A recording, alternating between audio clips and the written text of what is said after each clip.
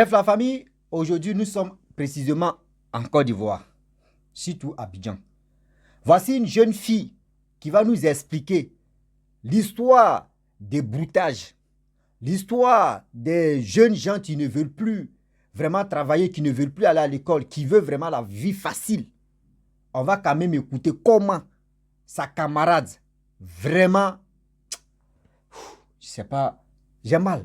Seulement, j'ai mal.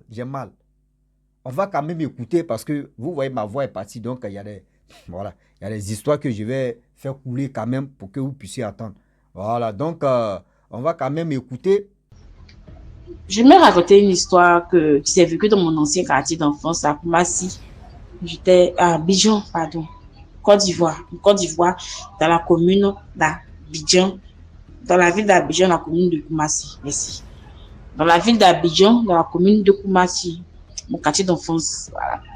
C'était dans les années 2012-2013. En ce moment, les jeunes brouteurs faisaient fort. En tout cas, tu es brouteur quand tu n'as pas de BMW, tu n'es pas brouteur. Tu n'as pas de moto, scooter, booster, tu n'es pas brouteur. Si tu n'as pas ça, tu n'es pas brouteur. Tu n'as rien, mais mon frère. T'es calmé. C'est comme ça. Donc, en ce moment, j'étais encore au collège, au lycée, pardon. Je suis encore au lycée, je suis pas à l'école. Donc, j'ai croisé une amie là. Une amie brouteur aussi. En ce moment, je ne savais pas que c'était un brouteur parce qu'il venait me draguer. Il venait me draguer. Il était soutenu. Pourquoi tu le vois? Il est tranquille. Mais avec ses compagnies, chaque fois que je le vois, souvent qu'il est assis au quartier, il est assis avec des jeunes. Que tu vois les aspects, tu sais que ce sont les brouteurs. C'est le mec sur la forme, mais tu sens ça. Donc, moi, ma maman m'avait interdit de marcher avec ce jeune musulman. Donc, du coup, quand je le vois il est assis avec lui, toi, tu fais quoi dans la vie? Il dit, les élèves. Mais l'élève, je ne le vois jamais au kaki, je ne le vois jamais à l'école. Donc, du coup, bon, j'ai commencé à devenir bizarre. Hein? Donc, moi, je me suis retirée de lui tranquillement. Je lui ai dit que c'est plus la peine. Je ne peux pas marcher avec lui. Notre amitié n'a qu'à s'arrêter. Il a dit, ok, il n'y a pas de problème, mais il n'a pas aimé. En tout cas, il n'a pas aimé. Donc, c'était le jour de l'anniversaire d'une de mes copines dans un bar de la place Manvisa. Un bar de la place. Donc, ma copine m'a invitée. Je suis partie, j'étais là-bas avec les deux autres camarades que je connais très bien. Je dis son anniversaire, là, c'était pas petit anniversaire. Ils ont fait travailler moi jusqu'en... Elle a déposé un panier au centre du bar, comme ça, devant la piste de danse. Ils sont venus faire le travail. Moi, ce jour-là, c'est près de combien de millions ils ont versé?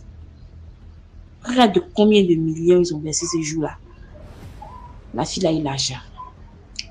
C'était son gars qui a fait le travail, son gars et plus les amis qui la connaissaient. Voilà. Moi, ça m'a pas intimidé. Voilà. Parce que moi, ma tête, les brouteurs, c'était pas mon truc.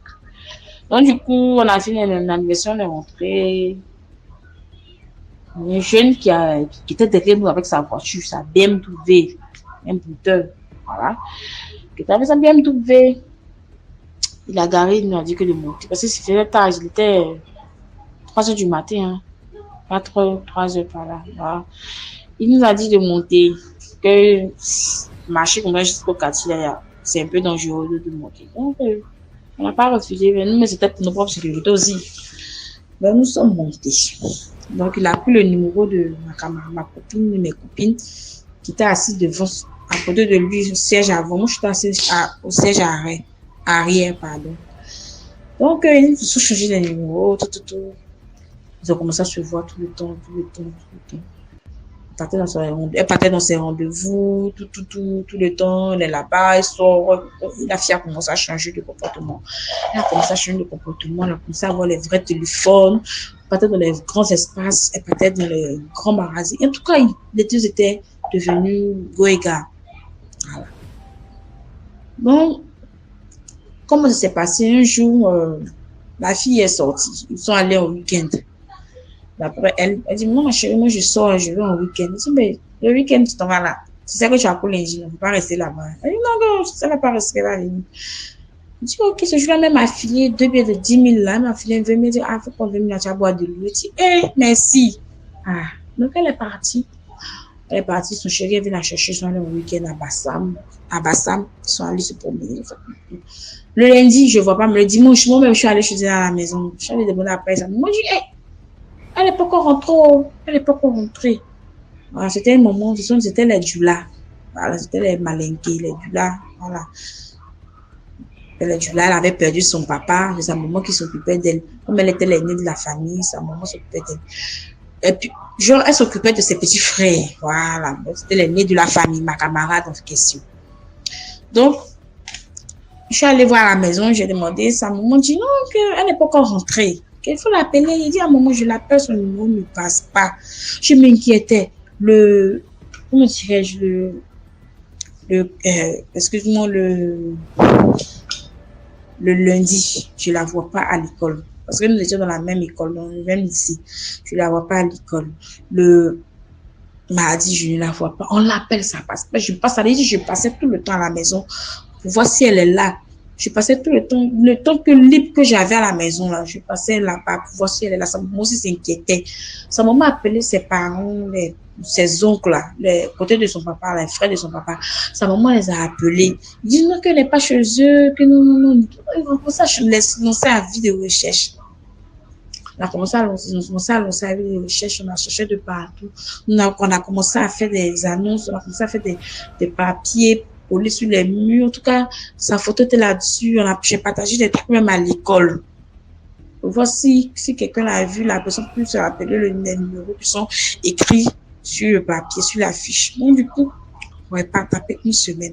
Le jeune en question, moi, je l'appelais le son numéro là. Il ne décrochait pas les appels. Il dit, tout le monde appelait ce dernier. Jusqu'à arriver un moment, le numéro de ce dernier ne passait plus. Je vous dis, elle a tapé une semaine. On n'avait pas de ses nouvelles. On n'avait pas de ses nouvelles. Sur une semaine, on n'avait pas de nouvelles de ma copine. Donc, elle est revenue. Excusez-moi parce que je suis un peu en lame là. Elle est revenue. Mais vu qu'elle est revenue, c'est une voiture blanche qui a garé. Elle est descendue. La voiture a fini. La voiture est partie. La fille est restée devant une pharmacie. Je vais taire le nom de la pharmacie. Elle était assise devant la pharmacie. Elle avait perdu connaissance. Elle avait perdu connaissance. Et c'est devant la cabine là, comme on avait partagé tout le quartier, devant la cabine, à la cabine, il y avait des jeunes qui la connaissaient. Voilà, parce que c'est un quartier. Pour moi, c'est un quartier. C'est une commune, on se connaît nous tous là-bas. Donc, du coup, une jeune qui était à la cabine qui a reconnu, mais c'est pas la fille qu'on cherche là qui est là. Donc, ils l'ont pris, ils l'ont accompagnée chez elle à la maison. J'ai dit, elle a perdu connaissance, elle a perdu connaissance. Elle parlait plus, ne parlait plus. Elle était devenue pâle, blanche. La peau était devenue blanche, comme quelqu'un qu'ils ont sucé son sang jusqu'à, il n'y avait plus rien dans elle. Elle était devenue pâle. Donc, ils l'ont envoyée à l'hôpital, de la maison, on l'a envoyé à l'hôpital encore. Ils ont dit non, que, il n'y a rien que, sauf qu'elle est un peu anémie. Donc, ils ont mis des ballons, et puis, presque des médicaments du sang, ils ont fait des traitements, ils ont rentré à la maison. Quand elle est rentrée à la maison, je vous dis, elle a tapé des mois sans ouvrir la bouche pour parler. Tapé des mois, elle nous regarde, elle est assise, elle regarde les gens passer, mais elle ne peut pas parler. Elle ne peut pas parler. Ils ont envoyé les imams qui sont venus prier, un peu, ils ont fait des trucs, ils ont lancé des coris. C'est dans l'enseignement de coris là maintenant qu'ils ont vu que c'est un jeune qui lui a fait ça. L'imam, le marabout a dit c'est une jeune qui lui a fait ça. Est-ce que quand elle partait, elle est partie avec quelqu'un? Moi, j'ai dit oui, qu'elle est partie avec son chéri, que tout le monde connaît ce jeune au quartier, que tout le monde connaît son chéri au quartier ici, tout le monde le connaît. Tout le monde le connaît, c'est son chéri, voilà. Même sa maman connaît le jeune en question. Voilà. Mais ils sont allés voir chez lui à la maison, il n'est pas. Le jeune est parti, il est parti même. Il dit, il est parti. Il est parti. Donc, elle a pris connaissance maintenant. Quand elle a pris connaissance, elle a commencé à expliquer cela à sa maman. Que quand elle est partie, sont allés à Bassam, c'était dans un hôtel, dans l'hôtel qu'ils étaient. Le jeune a envoyé un monsieur, parce qu'ils ont fini de faire l'amour, tout. Elle était fatiguée, elle dormait. Et le jeune, à 4 heures du matin, le jeune a envoyé un monsieur, qui est venu faire des incantations sur elle. il est venu faire des fétiches, des trucs sur la fille. Elle ne pouvait pas parler parce qu'ils ont fermé sa bouche. Quand ils ont fermé sa bouche spirituellement. Elle était couchée, elle ne pouvait pas bouger, elle ne pouvait pas parler. Pendant que le féticheur était sur elle, en train de faire des sacrifices, en train de faire des choses sur elle. Elle ne pouvait pas parler.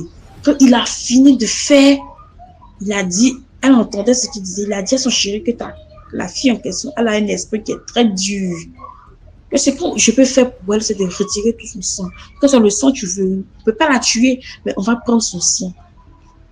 Donc, ils ont fini de faire ce qu'ils avaient à faire.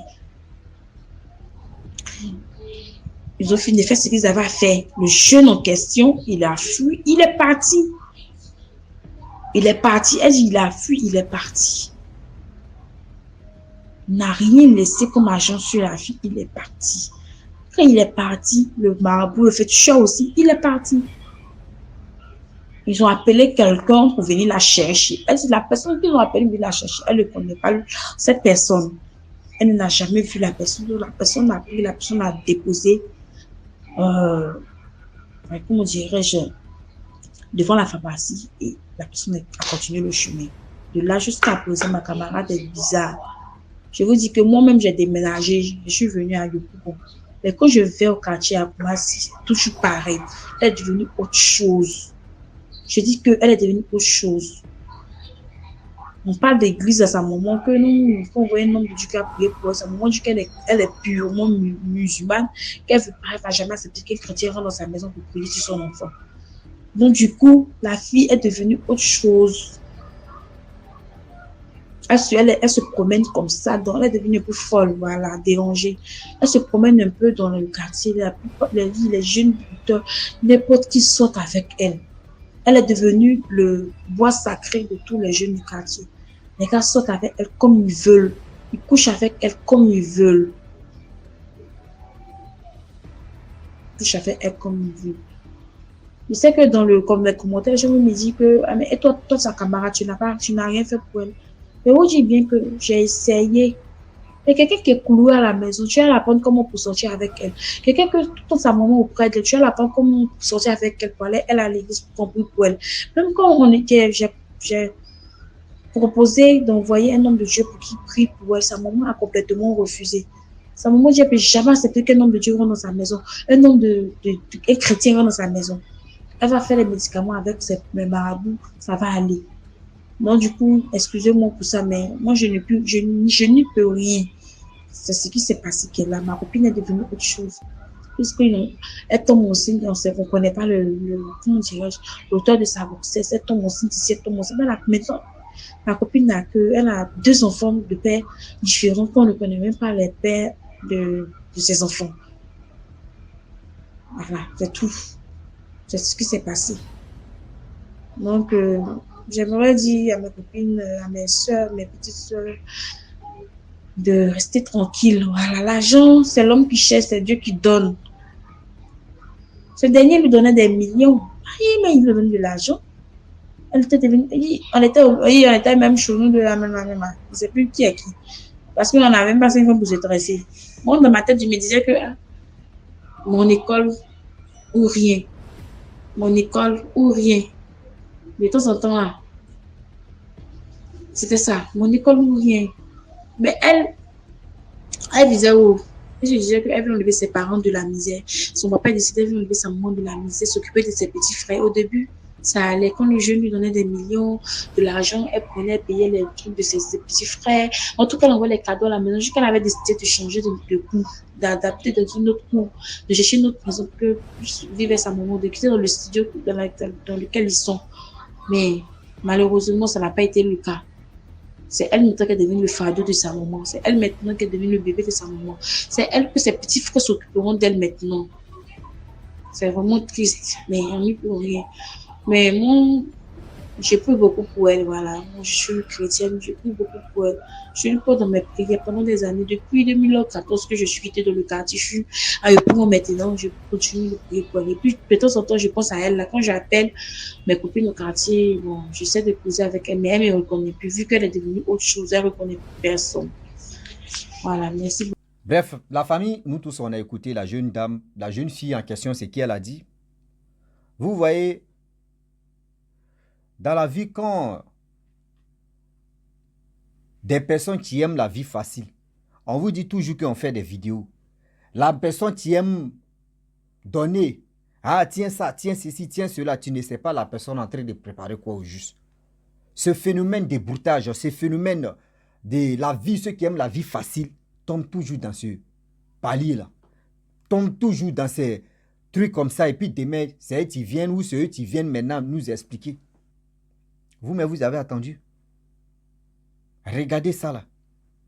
Ça fait mal. Imaginez-vous, tu mets ton enfant au monde. Et ton enfant décide de dire non, que je vais rentrer dans les trucs bizarres. Ou tu mets ton enfant au monde et puis tu vois que ton enfant marche avec quelqu'un. Ça veut dire, ce mec qui dit, ils sont les hommes d'affaires, oui, j'ai fait mes affaires. Aujourd'hui, des jeunes gens mentent maintenant que je suis élève. Ah, je suis élève. Toi, tu es quel élève et puis toi, tu as toujours l'argent. Aujourd'hui, remarquez très bien les jeunes filles, les jeunes gens, les jeunes garçons. Oui, j'ai préféré. Moi, là, mais où aussi, là, il veut mon anniversaire. Hein. Anniversaire, ils vont mettre les bassines, les seaux pour travailler. Déjà, ils vont venir verser l'argent. Tu as récolté ça. Pour aller payer mes chemins. Tu ne vas pas faire grande chose de ça pour dire, je vais faire mon petit magasin. C'est pour aller faire, pour dire, non, que oui, mes chemins, je vais payer mon téléphone. Je vais changer mon téléphone. Oui. Mais vous ne savez pas.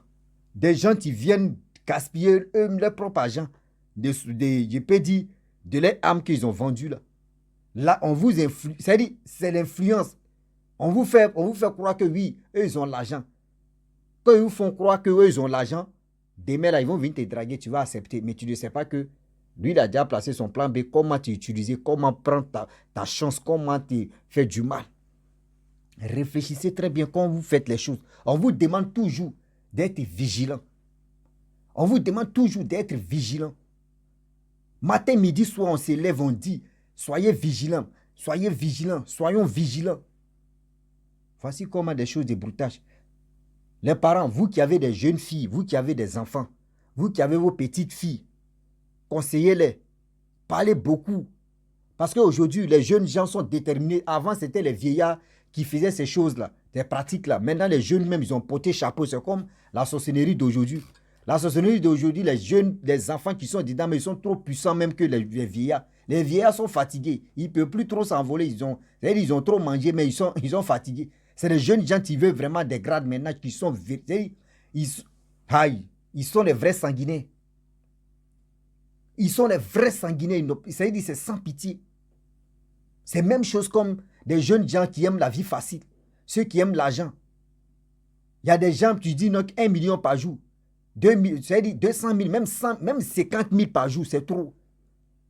Mais eux, ils veulent plus parce que ils ont des personnes qui sacrifient. Regardez comment.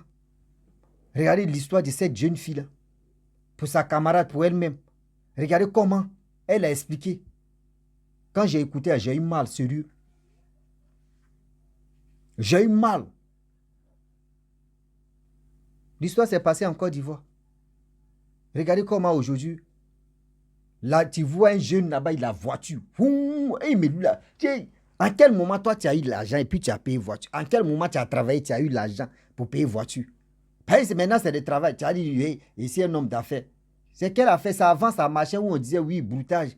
Tu vas dire à quelqu'un, donne-moi l'argent et puis la personne t'envoie l'argent. Maintenant, ça ne marche plus. Maintenant, c'est le colo. C'est-à-dire, va vendre tes parties intimes, va vendre tes parents, va vendre ton corps, va vendre ton âme pour avoir de l'argent. Cet argent-là, tu vas faire quoi avec ça? Vous qui vendez vos corps, vous qui êtes dans ce truc-là, quand vous finissez de faire ça, là, vous ne regrettez pas. Hein?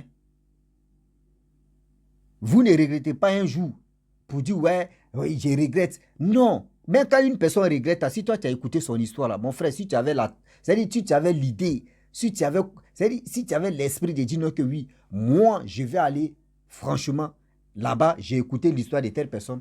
Moi, c'est-à-dire, il lave mes mains, je ne suis plus dedans. Vous ne faites pas ça. Hein. Vous voulez, lui là, même aujourd'hui comme ça, j'ai posté une vidéo d'une dame que j'ai expliqué son histoire où elle a dit non, que on dit boule, je ne sais pas c'est quelle boule là même qui voit l'avenir des gens là, où on lui a donné un mail. Et ce mail là, dans ça, ils ont commencé à causer. Il y a des gens, ils voient les commentaires pour dire non, que oui, je veux le numéro de la dame là. Lui veut, la personne veut rentrer en contact avec la personne qui a envoyé boule là. Regardez des gens comme ça. Les gens sont au sérieux. Les gars, eux, ils parlent de leur vie, ce qu'ils ont vécu ou ce qu'elles ont vécu. Vous venez, vous pensez que oui, vos plaisanteries, c'est tout le monde qui accepte ça. Nous, les gens m'envoient leur histoire, moi j'explique pour aider d'autres personnes à être vigilants. Vous êtes là, vous, si c'est pour montrer des fesses, vous êtes là en train de pomper like seulement. Mais quand on vous parle de la vie, soyons prudents et soyez prudents. Ils ne sont pas prêts pour liker, ils ne sont pas prêts pour partager. Non, non, non. Et ils sont là seulement pour regarder. Souvent même, mais demain là, c'est eux encore là qui vont pleurer. Faites attention. Le Dieu est risqué. Le Dieu est vraiment risqué, s'il vous plaît. La famille, franchement, j'aimerais m'arrêter là. Si tu es nouveau, tu es nouvelle sur ma vidéo, il faut t'abonner sur ma chaîne YouTube, ma page Facebook. N'oubliez pas de partager mes vidéos et aussi liker. À très bientôt. Ciao. Bisous. On a